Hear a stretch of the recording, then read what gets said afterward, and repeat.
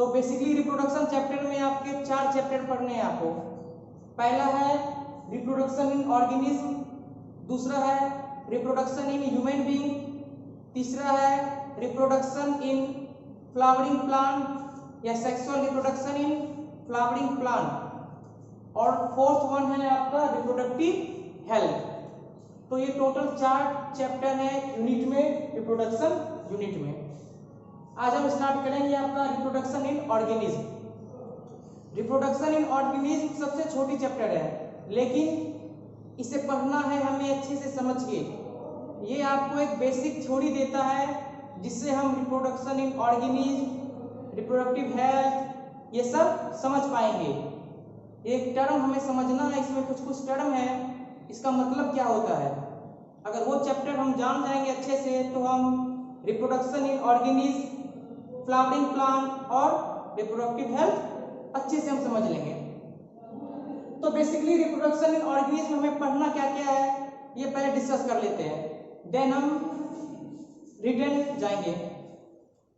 तो सबसे पहले इसमें पढ़ना है लाइफ स्पेन क्या होता है,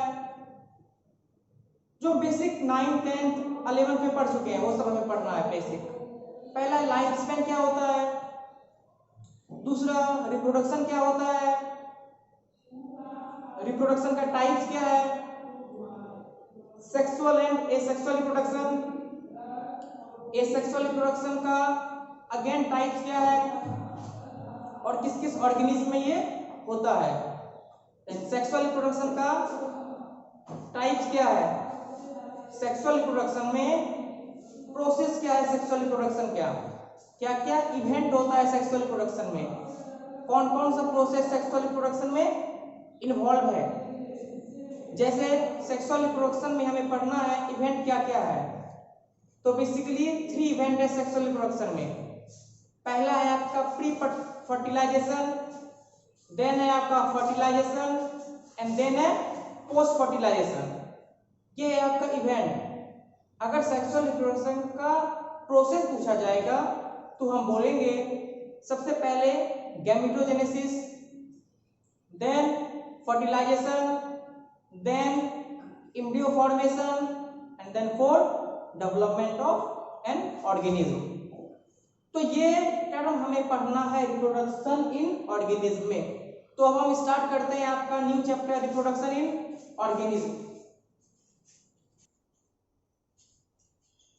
अब हम डिस्कस कर रहे हैं आपका reproduction in organism chapter.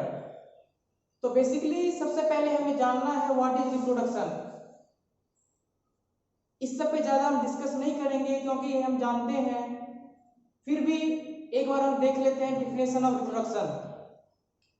Reproduction is a process in which an organism produced it's own organism which is similar to them। Reproduction means होता है एक पेरेंट से ऑफस्प्रिंग को लाना, उसे कहते हैं रिप्रोडक्शन। और वो सिमिलर होना चाहिए। इफ ह्यूमन बीइंग से रिप्रोडक्शन हो रहा है तो ऑफस्प्रिंग भी ह्यूमन बीइंग ही होना चाहिए। तो अभी आपको 12th में ये वर्ड यूज करना है रिप्रोडक्शन के डिफिनेशन में, सिमिलर टू पेरेंट्स। नेक्स्ट हम देखते हैं types of reproduction, asexual and sexual reproduction. हम लोग जानते हैं asexual reproduction means involvement of only one parent, whereas in sexual reproduction involvement of 2 parents। तो first difference is there between asexual and sexual reproduction। The first difference is in asexual reproduction there is involvement of only one parent, whereas in sexual reproduction there is involvement of 2 parents। Second difference, in asexual reproduction there is no any gamete formation, no any gamete involvement, whereas in sexual reproduction involvement of gamete is necessary। Now what is gamete? Gamete is a type of reproductive cell. Without this cell, reproduction can't be possible. So there is two gamete. One is male gamete and second is female gamete. We will further discuss this gamete in sexual reproduction. So now we should know that a characteristic of asexual reproduction. From the difference, we can say that the first characteristic is there should be no any involvement of gamete. Second, only one parent should be here. Second, mitotic division should be here. Mitotic division should be here. And the fourth, the offspring which is produced is of similar that of parents. Means in asexual reproduction there will be no any variation. Variation occur where there is a DNA or chromosomes variation occur. Means asexual reproडक्शन में आपका कोई भी variation नहीं होता है. वो जो offspring है आपका, वो जो ऑर्गेनिज्म प्रोड्यूस हो रहा है, न्यू ऑर्गेनिज्म, वो सिमिलर होता है पेरेंट्स से, जिसे हम लोग कहते हैं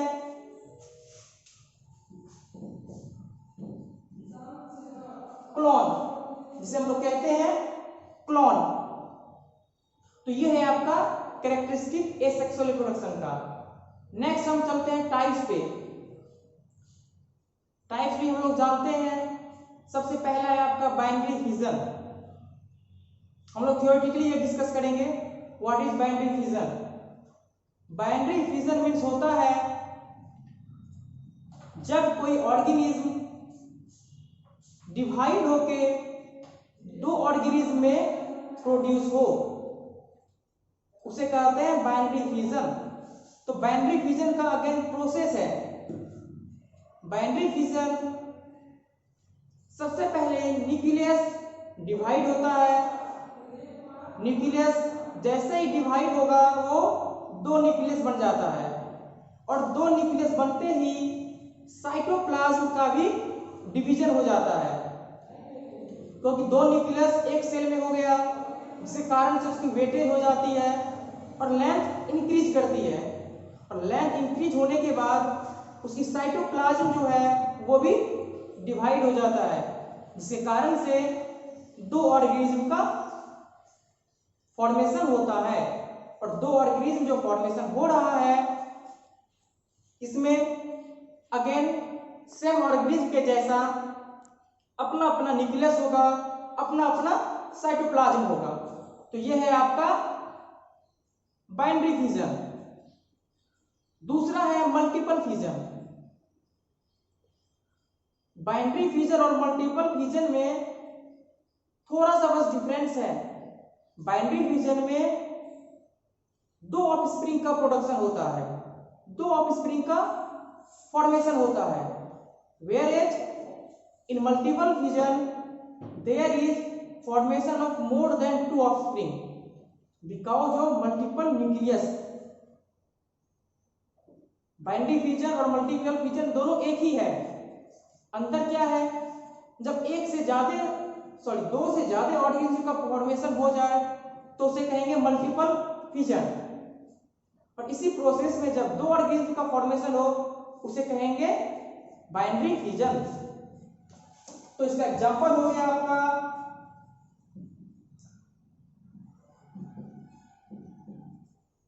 एमीबा.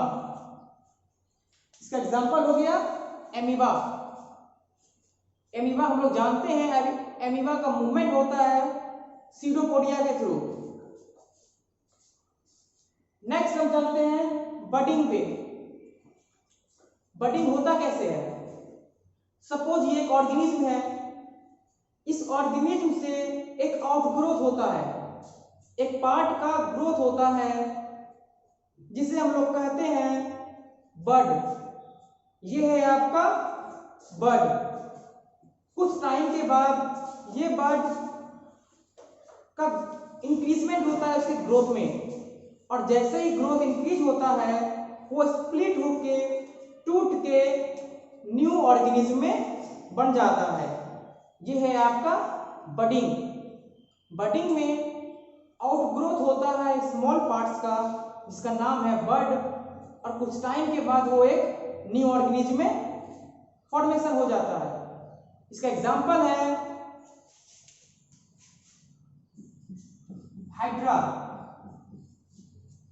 इसका एग्जांपल है हाइड्रा। नेक्स्ट हम देखेंगे फ्रेगमेंटेशन। फ्रेगमेंटेशन होता है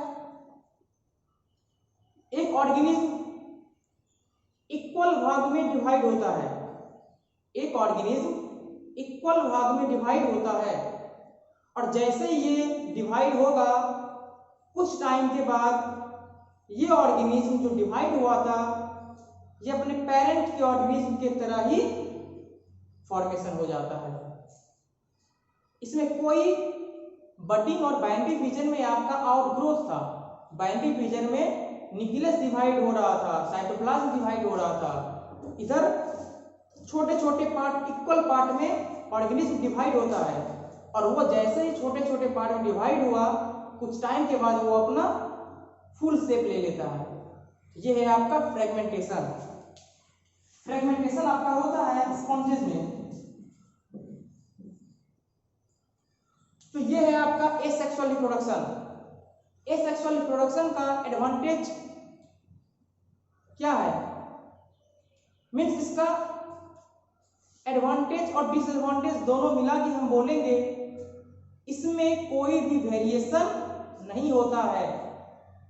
एसेक्सुअल रिप्रोडक्शन में कोई भी वेरिएशन नहीं होता है, इसीलिए इसे कहते हैं हम लोग क्लोन। अब हम डिस्कस करेंगे आपका सेक्सुअल रिप्रोडक्शन क्या है। अब हम डिस्कस कर रहे हैं आपका सेक्सुअल रिप्रोडक्शन। डिफिनेशन हम लोग जानते हैं, sexual reproduction means involvement of two parent where is one parent is male and second parent is female. तो सेक्सुअल रिप्रोडक्शन में दो चीज हमें याद रखना है, एक है प्रोसेस और दूसरा है इवेंट। अभी हम डिस्कस करेंगे आपका प्रोसेस क्या है। तो इसमें आपका 4 प्रोसेस है। पहला है गैमेटोजेनेसिस। अभी हम डिस्कस करेंगे आपका गैमेटोजेनेसिस क्या है। गैमेटोजेनेसिस मीन्स होता है formation of male gamete and female gamete. Gamete is a reproductive cell which help in reproduction. So the male gamete is sperm and female gamete is ovum, हम लोग जानते हैं। तो ये आपका एक और चीज याद रखना है हमें गैमेटोजेनेसिस में, ये जो गैमेट का फॉर्मेशन होता है ये आपका हैप्लॉइड सेल है। कैसा है? Haploid cell. तो मेल गैमेट हो गया आपका, फीमेल गैमेट हो गया, मेल गैमेट हो गया आपका स्पर्म एंड फीमेल गैमेट हो गया आपका ओव्यूम। तो ये आपका बनाता है, ये है आपका हैप्लॉइड सेल। दोनों आपका male gamete and female gamete, ये आपका हैप्लॉइड सेल है। देन आपका दूसरा प्रोसेस आता है फर्टिलाइजेशन। तो फर्टिलाइजेशन का डेफिनेशन है fusion of male gamete and female gamete to form zygote. ये याद रखना है, फर्टिलाइजेशन प्रोसेस में जायगोट का फॉर्मेशन होता है। तो मेल गैमेट है आपका स्पर्म, फीमेल गैमेट है आपका ovum. When sperm and ovum का जब फ्यूजन होता है मींस दो हैप्लॉइड सेल का जब फ्यूजन होगा तो बनाएगा डिप्लॉइड सेल। ये बनाएगा डिप्लॉइड सेल और फॉर्मेशन होता है इसमें जायगोट का। फॉर्मेशन होता है जाइगोट का। एक चीज और याद रखना है हमें, ये जो आपका जाइगोट का फॉर्मेशन होता है ये आपका यूटेरस में होता है, फीमेल के यूटेरस में आपका जाइगोट का फॉर्मेशन होता है। और फर्टिलाइजेशन आपका होता है फैलोपियन ट्यूब में। जब भी स्पर्म आपका जाता है तो फैलोपियन ट्यूब में फर्टिलाइजेशन होता है। फर्टिलाइजेशन होने के बाद आपका जाइगोट का फॉर्मेशन करता है। देन आपका आ गया एम्ब्रियोजेनेसिस। जाइगोट के बाद आपका एम्ब्रियो का फर्टिलाइजेशन होता है, मींस फर्टिलाइज्ड एग। जाइगोट के बाद आपका एम्ब्रियो का फॉर्मेशन होता है और फिर एम्ब्रियो का फॉर्मेशन होने के बाद 9 मंथ के बाद बेबी का या न्यू ऑर्गेनिज्म का या ऑफस्प्रिंग का डेवलपमेंट होता है। तो यह है आपका सेक्सुअल रिप्रोडक्शन का प्रोसेस। अब हम पढ़ेंगे आपका इवेंट क्या क्या है। इस इवेंट पढ़ने से पहले हम 2 फेज पढ़ेंगे आपका। ह्यूमन बीइंग में फेज क्या क्या है ये हम अभी डिस्कस करेंगे आपका।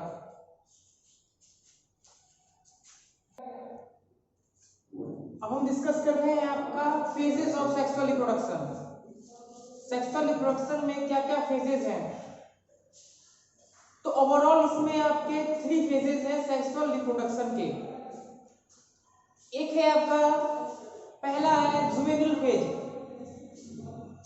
दूसरा है आपका रिप्रोडक्टिव फेज और तीसरा है सेनिसेंट फेज। तो 3 फेज है टोटल सेक्सुअल रिप्रोडक्शन के। पहला है जुवेनिल फेज, दूसरा है रिप्रोडक्टिव फेज और तीसरा है सेनिसेंट फेज। तो जुवेनिल फेज मींस क्या होता है अभी हम ये डिस्कस करेंगे आपका। This is a phases between the birth of an organism up to when organism can reproduce. Between this phases is a juvenile phases, means birth से लेके up to reproductive phase, up to reproductive phase, ये है आपका juvenile phase. Then आपका है reproductive phase. Reproductive phase it is a process in which an organism able to reproduce, capable of reproduction,